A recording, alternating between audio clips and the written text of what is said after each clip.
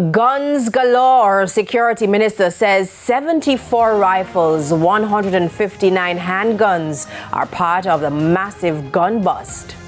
You have 3 days. Opposition gives government ultimatum to rescind Dennis Chung's appointment at FID. And the government doubles down appointment, defending it. Good evening and welcome to Primetime News. We're live on air and online at onespotmedia.com. I'm Janella Precious. And I am Andrea Chisholm. A special welcome as well to our viewers on TVJ International in the Cayman Islands. Coming up, we have the business news. And Jermaine Brown is here with a preview of what's to come in the big show. Thank you, Janella. Well, tough going for the West Indies in the opening ODI against host England.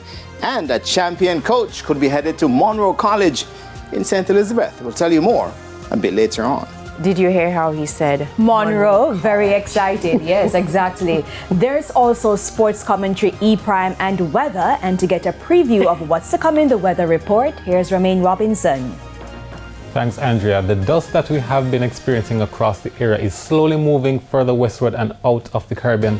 However, there is a second plume that we are expecting, but we still have those afternoon showers developing across sections of western parishes, and we still have those strong winds as well.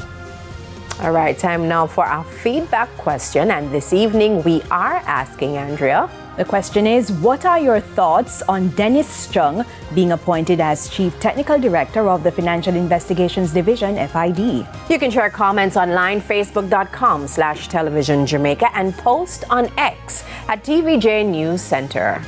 Stay with us. Primetime News continues right after this break.